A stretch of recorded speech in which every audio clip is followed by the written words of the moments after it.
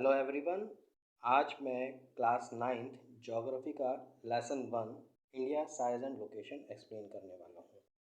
तो size and location का मतलब विश्व में भारत का जो आकार है और उसकी जो लोकेशन है, जो स्थिति है, उसके बारे में हम इस लेसन में पढ़ने वाले हैं। तो आइए शुरू करते हैं। India is one of the ancient civilizations in the world. It has achieved multifaceted socio-economic progress during the last 5 decades. It has moved forward, displaying remarkable progress in the field of agriculture, industry, technology, and overall economic development. India has also contributed significantly to the making of world history. यानी हमारा जो देश भारत है वो विश्व की सबसे प्राचीन सभ्यताओं में से एक है। पिछले 50 वर्षों में हमारे देश ने बहुमुखी विकास किया है, सामाजिक तौर पे भी और आर्थिक तौर पे भी। हमने हमारे देश ने हर क्षेत्र में काफ़ी विकास किया है, जिसमें से एग्रीकल्चर, इंडस्ट्री, टेक्नोलॉजी और ओवरऑल इकोनॉमिक यानी कि पूर्ण तरीके से आर्थिक जो विकास है वो हमारे देश ने किया है। और विश्व के इतिहास में हमारे भारत देश का बहुत बड़ा योगदान है। तो ये एक छोटा सा इंट्रोडक्शन था हमारे लेसन का। अब हम भारत की जो विश्व में इसका लोकेशन है वो पढ़ेंगे। India is a vast country laying entirely in the southern hemisphere. हमारे जो देश है भारत, वो एक बहुत बड़ी कंट्री है और जो कि पूरी तरह से सदर्न हेमिस्फीयर के में आता है। अब सदर्न हेमिस्फीयर क्या है ये मैं आपको बता दूं कि आप इस मैप में, ये एक वर्ल्ड मैप है, इसमें आप देख सकते हैं कि कुछ आपको लेटी हुई लकीरें दिख रही होंगी, ये हमारा लैटीट्यूड है। और ये कुछ आपको टेढ़ी लकीरें नज़र आ रही होंगी इस तरह से, ये जो है ये हमारा लॉन्गिट्यूड है। तो सदर्न हेमिस्फीयर आपको ये बीच की एक लकीर है, ये वाली जो बीच की एक लकीर है, ये यहाँ पे 0 डिग्री आपको नज़र आएगा ये, ठीक है। तो ये हो गया हमारा हेमिस्फीयर, जो कि इसके ऊपर का हिस्सा, इस 0 डिग्री के ऊपर का हिस्सा जो है वो नॉर्दर्न हेमिस्फीयर में आ जाता है और नीचे का हिस्सा जो है वो हमारा सदर्न हेमिस्फीयर में आ जाता है। तो आप देख सकते हैं कि ये हमारा जो इंडिया है, ये रहा हमारा इंडिया, ये पूरी तरह से नॉर्दर्न हेमिस्फीयर में है। तो इसका लैटीट्यूड और लॉन्गिट्यूड के हिसाब से अगर हम देखें तो the main land extend between latitude 8 degree 4 minute north and 37 degree 6 minute north, यानी कि हमारा जो मुख्य भूमि का एरिया है वो उसका लैटीट्यूड क्या है 8 डिग्री 4 मिनट नॉर्थ से लेकर के 37 डिग्री 6 मिनट नॉर्थ तक, और इसका लॉन्गिट्यूड जो है वो है 68 degree 7 minute east and 97 degree 25 east. अभी आपको ईस्ट बता दूं मैं कि ये देख सकते हैं आप, इस तरफ भारत जो है वो ईस्ट के एरिया में है और यहाँ से देख सकते हैं ये ईस्ट का हिस्सा है। तो हमारा भारत जो वो ईस्ट तरीके तरफ आ जाता है, और जो ये आप नॉर्थ अमेरिका देख रहे हैं वो हमारा वेस्टर्न तरफ आ जाता है। तो हमारा भारत जो है उसका लॉन्जिट्यूड जो है 68 डिग्री 7 ईस्ट से लेकर के 97 डिग्री 25 ईस्ट तक। The Tropic of Cancer, 23 degree 30 minute north, divides a country into almost two equal parts. अब मैं ट्रॉपिक ऑफ कैंसर क्या है आपको इस मैप के ज़रिए पता चलेगा। ये एक भारत का मैप है, आप ये देख सकते हैं, ये एक लकीर गई हुई है, ये है ट्रॉपिक ऑफ कैंसर। तो ये ट्रॉपिक ऑफ कैंसर जो है वो हमारे भारत को दो मुख्य हिस्सों में बांट देता है, एक ये हिस्सा और एक हिस्सा, ठीक है। तो Tropic of Cancer 23 degree 30 minute north divides the country into almost two equal parts. To the southeast and north southwest of the mainland lie the Andaman and Nicobar Islands and the Lakshadweep Island in Bay of Bengal and Arabian Sea respectively. Find यानी हमारा जो ये दो हिस्से हैं, तो इसमें आप यहाँ मैप में देख सकते हैं कि ये एक हमारा हो गया यहाँ पे अंडमान निकोबार, ओके। तो वो कहाँ, बे ऑफ बंगाल के अंतर्गत आ जाता है। और ये जो हमारा आप देख सकते हैं लक्षद्वीप, ये अरेबियन सी के अंतर्गत आ जाता है। तो इन दो हिस्सों में बढ़ जाता है हमारा भारत। अब ये हो गए हमारे भारत की जो स्थिति है, लोकेशन है, उसके बारे में। अब हम पढ़ेंगे इसके साइज़ के बारे में, ठीक है।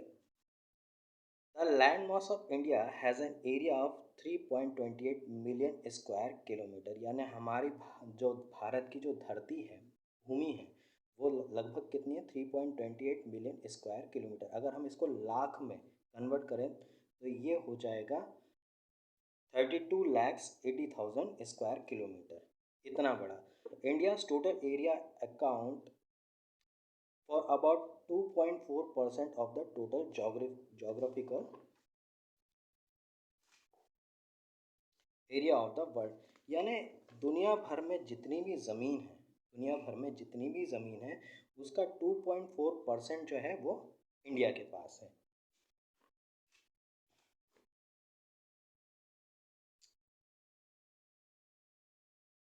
From figure 1.2 it is clear that India is the 7th largest country of the world।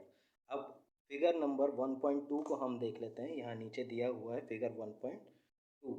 तो अगर हम इस फिगर को देखें तो हमको पता चलेगा कि हमारा जो भारत है वो दुनिया के सबसे बड़े जो देश हैं उनमें उसका स्थान कौन सा है, 7वां। 3.28 मिलियन स्क्वायर किलोमीटर्स के हिसाब से हमारा भारत जो है वो दुनिया भर में 7वें नंबर पे आता है। India has a land boundary of about 15,200 km and the total length of the coastline of the mainland including Andaman and Nicobar Lakshadweep is 7,516.6 kilometre, यानी कि हमारी जो भारत की जो बाउंड्री है वो कितने किलोमीटर की है, 15,200 किलोमीटर की भारत की बाउंड्री है पूरे लेंथ में। और जो कोस्ट लाइन है यानी समुद्री रेखा जो है, मुख्य भूमि से हमारी जो समुद्री रेखा है, अगर उसमें अंडमान और निकोबार के साथ साथ लक्षद्वीप को भी जोड़ लिया जाए तो 7,516.6 किलोमीटर का क्षेत्रफल है। India is bounded by the young fold mountains in the north west, north and north east, यानी कि भारत का जो नॉर्थ वेस्ट, नॉर्थ और नॉर्थ ईस्ट का जो एरिया है वो हिमालय से घिरा हुआ है, बड़े बड़े पर्वतमालाओं से घिरा हुआ है। और साउथ की बात करें तो 22 degree north latitude it begins to taper and extend toward the Indian Ocean, dividing it into two seas, the Arabian Sea on the west and the Bay of Bengal on the east। यहाँ तो north की बात की गई, north west, north और north east में जो है हमारा भारत क्या है, हिमालय की पर्वतमालाओं से घिरा हुआ है।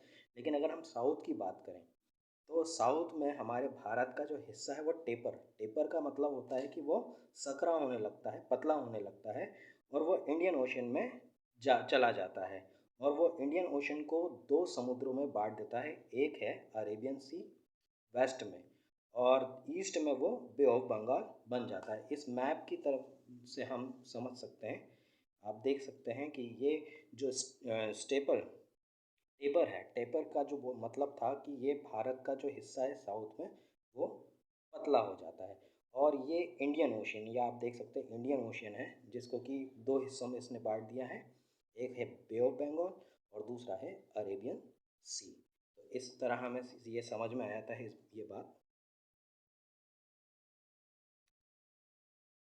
Look at figure 1.3 and note that the latitudinal and longitudinal extent of the mainland is about 30 degree. Despite this fact, the east-west extent appear to be smaller than the north-south extent।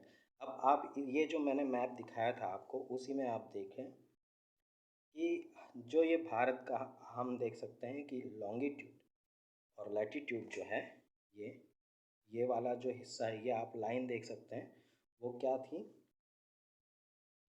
ये 68 degree 7 minute जो है वो, तो यहाँ से लेकर के ये लॉन्गिट्यूड भी हमारा क्या है 30 डिग्री है, ओके। और ये ऊपर से नीचे जो लैटिट्यूड है वो भी 30 डिग्री है ये तकरीबन। अब आप देख सकते हैं कि ये हो गई इसकी चौड़ाई और ये हो गई इसकी लंबाई, तो ये दोनों ही बराबर है, लंबाई और चौड़ाई दोनों बराबर, 30 डिग्री दोनों ही है।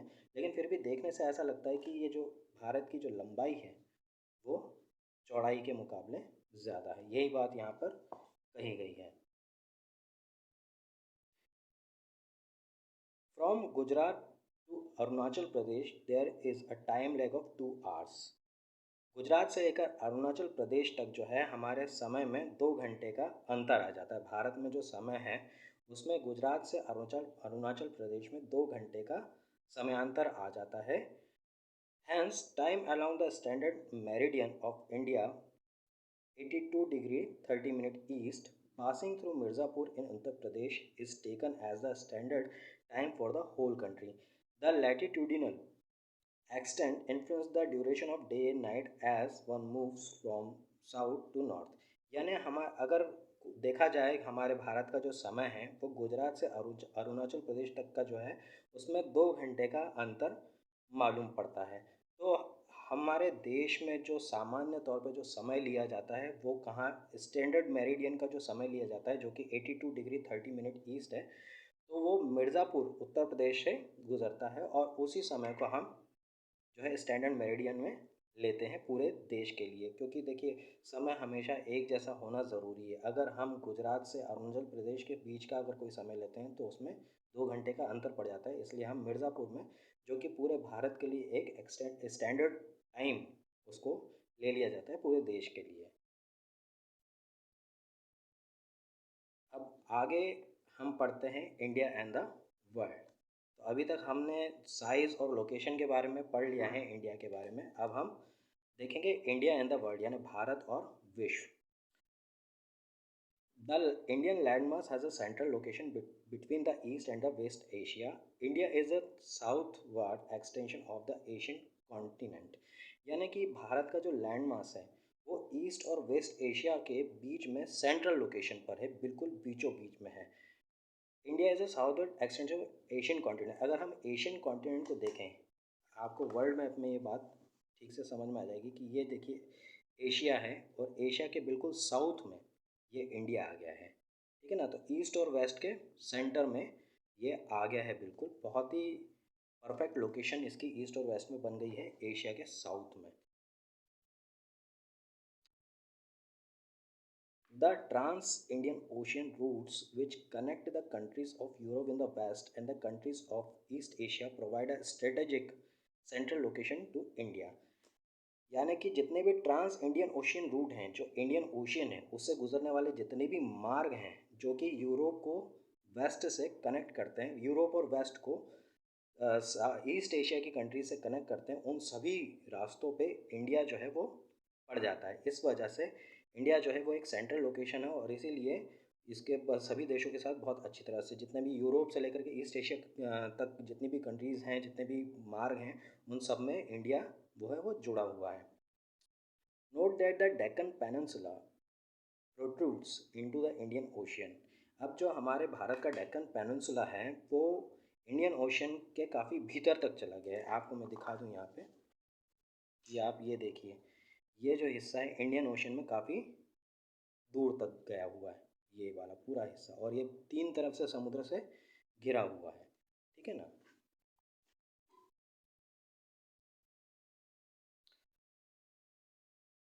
Note that the Deccan Peninsula protrudes into the Indian Ocean, thus helping India to establish close contact with the West Asia। अब क्योंकि इसका डेक्कन पेनिनसुला है जो इंडियन ओशन में काफ़ी अंदर तक गया हुआ है, इस वजह से जो इंडिया है वो वेस्ट एशिया, अफ्रीका और यूरोप के साथ काफ़ी घनिष्ठ संबंध बना पाया है, ठीक है। Africa Africa western coast and with south east and east Asia from the eastern coast. ये इतने यूरोप के अलावा western coast, south east, east Asia और ईस्टर्न कोस्ट के साथ उसके जो कनेक्शन है वो काफ़ी अच्छे हो पाए हैं। No other country has a long coast line on the Indian Ocean as India has, and indeed it is India's eminent position in the Indian Ocean, which justifies the naming of an Indian Ocean after it. तो यानी कि India जो है इसका आपको पता है Deccan peninsula जो है वो इंडियन ओशियन में काफ़ी अंदर तक गया हुआ है। तो जितना इस जो समुद्री रेखा जो है भारत की अंदर तक गई हुई है, उतना किसी और देश की समुद्री रेखा इंडियन ओशन में उतनी भीतर तक नहीं गई है, और इसी वजह से जो इंडियन ओशन का नाम भारत के ऊपर रखा गया है।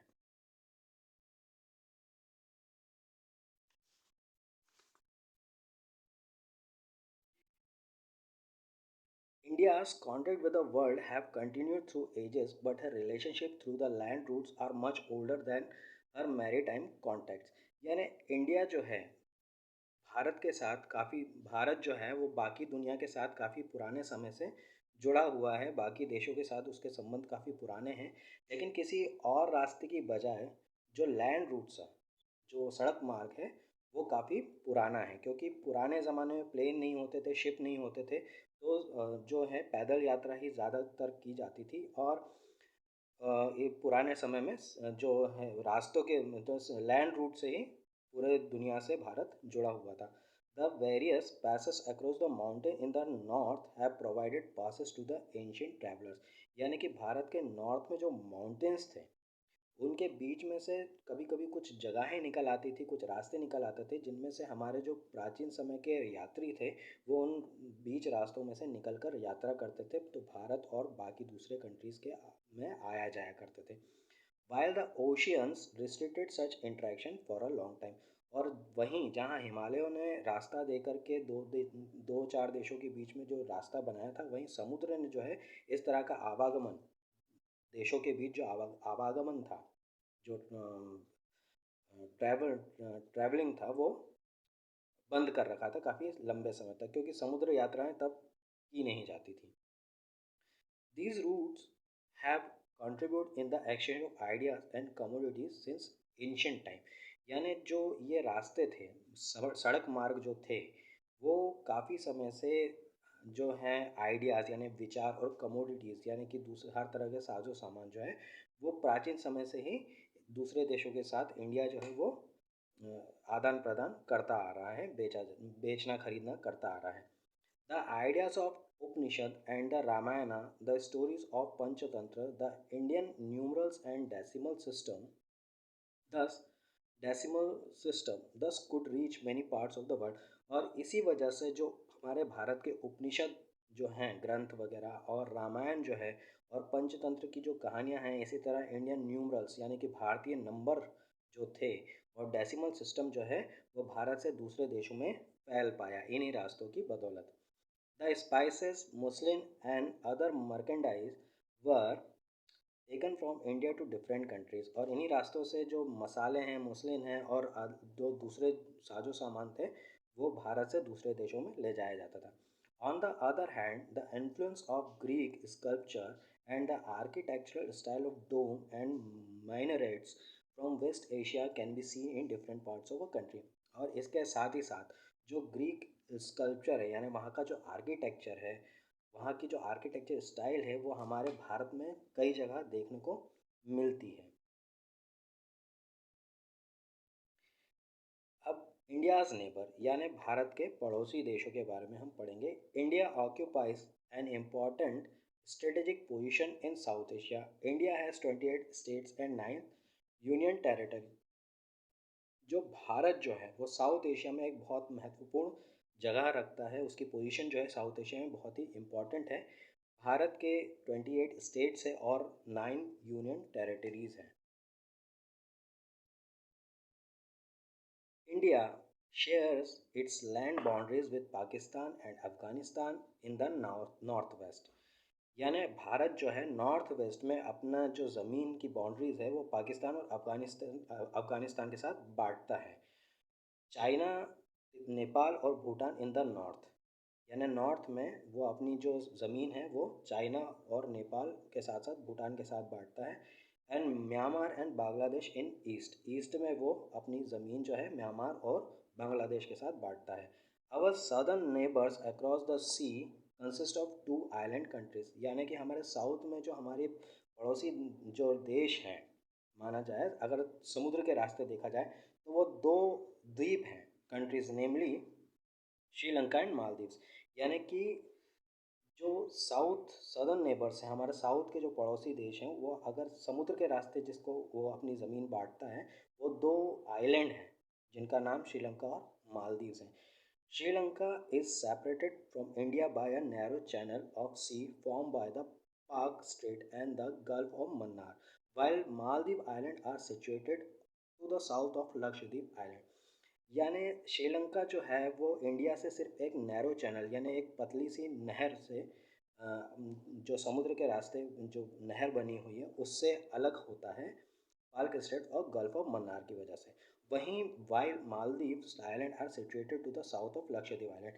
जो मालदीव है वो लक्षद्वीप के साउथ में है, लक्षद्वीप जो है उसके साउथ में मालदीव्स है। India has had strong geographical and historical links with her neighbors. Look at the physical map of Asia in your atlas and note how India stand apart from the rest of Asia. यानी कि भारत जो है वो geographically बहुत प्राचीन समय से इतिहास में उसने अपने पड़ोसी देशों के साथ बहुत संबंध बना रखे हैं। और यहाँ पे लिखा गया है कि look at your physical map of Asia and your Atlas, यानी आप एटलस जो होता है वो उसमें मैप रहते हैं, बहुत सारे मैप्स वगैरह होते हैं, तो उसमें देखने के लिए ये कहा गया है कि किस तरह से हमारा भारत जो है वो बाकी एशियन कंट्री से बाकी अलग कैसे है। तो ये हमारा जो चैप्टर था ये इस वीडियो में कंप्लीट हो गया है। अब नेक्स्ट वीडियो में हम इसकी एक्सरसाइज करेंगे। Thank you.